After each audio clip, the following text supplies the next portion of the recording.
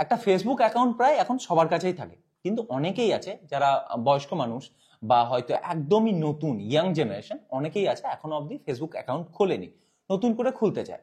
তো এই ভিডিওটা শুধুমাত্র তাদের জন্য। এই ভিডিওতে আমরা শিখিয়ে দেবো একদম সহজ উপায়ে কিভাবে আপনাকে আপনার মোবাইলে ফেসবুক অ্যাপ ডাউনলোড করতে হবে এবং সেখান থেকে ফেসবুক অ্যাকাউন্ট খুলতে হবে।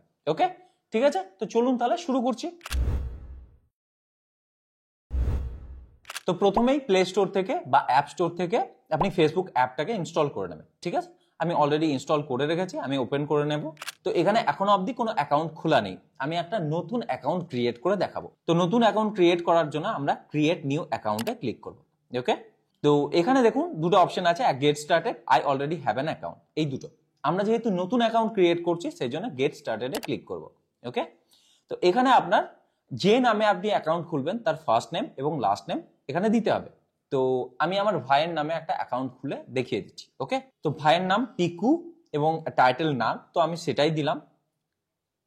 এরপর নেক্সট বাটনে ক্লিক করব। এবার এখানে আপনাকে বার্থডেট সিলেক্ট করতে হবে।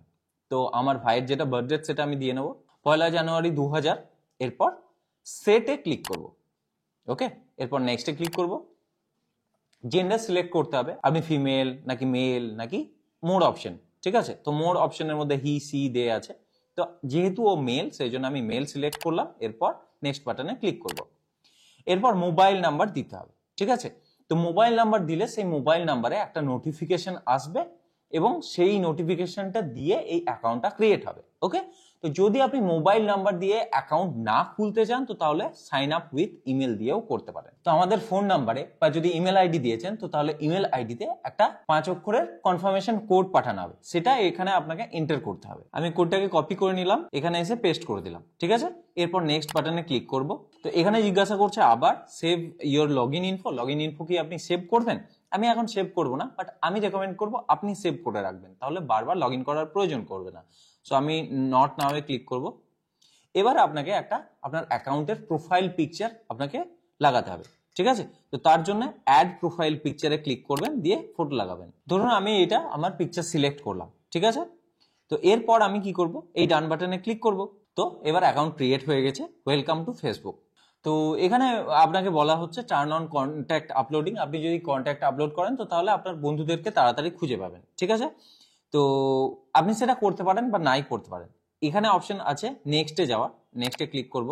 আপনি কি বন্ধুদেরকে খুঁজে পেতে চান? তো যদি চান তো তাহলে ফাইন্ড ফ্রেন্ডসে ক্লিক করবেন, নয়তো নট নাওয়ে ক্লিক করবেন। আমি করব না এখন।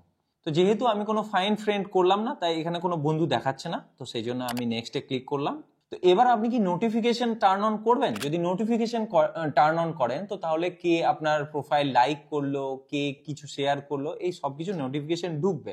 যদি আপনি করতে চান তো তাহলে এই টার্ন অন নোটিফিকেশনে ক্লিক করবেন। আমি করব না, সেই জন্য স্কিপ বাটনে ক্লিক করব।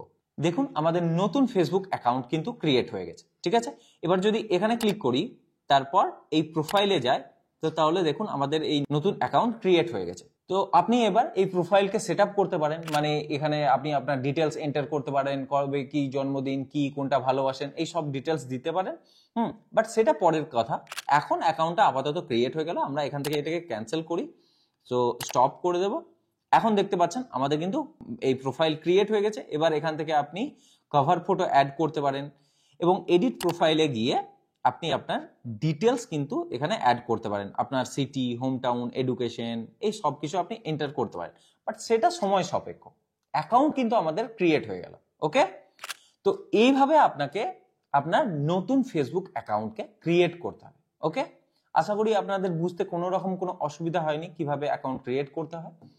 তো ভিডিওটা যদি হেল্পফুল মনে হয়ে থাকে তাহলে অবশ্যই ভিডিওটা লাইক করবেন এবং যদি কোনো রকম প্রশ্ন থাকে তো তাহলে আমাদেরকে কমেন্ট সেকশনে জিজ্ঞাসা করতে পারেন। ধন্যবাদ।